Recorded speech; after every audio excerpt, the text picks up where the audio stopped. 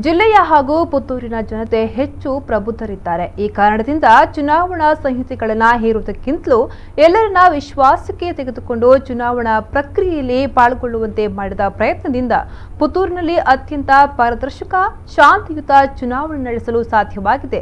ಇದು ಎಸಿ ಕೃಷ್ಣಮೂರ್ತಿ ಅವರ ಹೃದಯದ ಮಾತು. ಪುತ್ತೂರು ವಿಧಾನಸಭಾ ಕ್ಷೇತ್ರದ ಚುನಾವಣಾಧಿಕಾರಿ ಅತ್ಯಂತ ಸಮರ್ಪಕವಾಗಿ ಚುನಾವಣೆಯನ್ನು ನಡೆಸಿಕೊಳ್ಳಲು ಸಹಕರಿಸಿದ ಮಾಧ್ಯಮಗಳಿಗೆ, ಸ್ಪರ್ಧೆಯಲ್ಲಿದ್ದ ಅಭ್ಯರ್ಥಿಗಳಿಗೆ, ರಾಜಕೀಯ ಪಕ್ಷಗಳಿಗೆ, ಅಧಿಕಾರಿಗಳಿಗೆ ಕೃತಜ್ಞತೆಯನ್ನ ಸಲ್ಲಿಸಿದ್ದಾರೆ. ಚುನಾವಣೆ ಬಂಟಿಂಗ್ಸ್ ಮತ್ತು ಬ್ಯಾನ್ ರಹಿತವಾಗಿರಬೇಕು ಎಂಬ ಕಲ್ಪನೆಗೆ ಇಲ್ಲಿನ ರಾಜಕೀಯ ಪಕ್ಷಗಳು, ಅಭ್ಯರ್ಥಿಗಳು ಹಾಗೂ ಸಾರ್ವಜನಿಕರು ಅತ್ಯಂತ ಪ್ರೀತಿಯ ಬೆಂಬಲವನ್ನ ನೀಡಿ ರಾಜ್ಯಕ್ಕೆ ಮಾದರಿಯಾಗಿದ್ದಾರೆ ಎಂದರು. ಕಂಟೆಸ್ಟಿಂಗ್ ಕ್ಯಾಂಡಿಡೇಟ್ ಮತ್ತು ರಾಜಕಾರಣಿಗಳಿಗೂ ಸಹಿತ ನಾನು ಕೃತಜ್ಞತೆಗಳನ್ನು ಸಲ್ಲಿಸ್ತೇನೆ.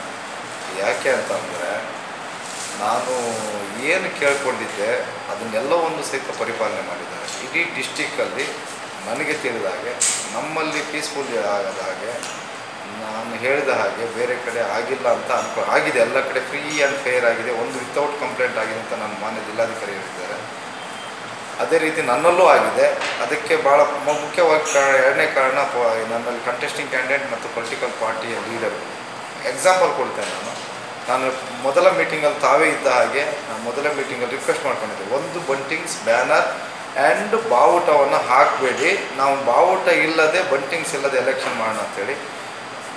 ಚುನಾವಣೆ ಮುಗಿಯೋವರೆಗೂ ಒಂದು ಬಂಟಿಂಗ್ಸ್, ಬ್ಯಾನರ್ಗಳು ಮತ್ತು ಬಾವುಟಗಳು ಯಾವುದೇ ಪಕ್ಷದ್ದು ಇಡೀ ತಾಲೂಕಿನಾದ್ಯಂತ ಇರಲಿಲ್ಲ.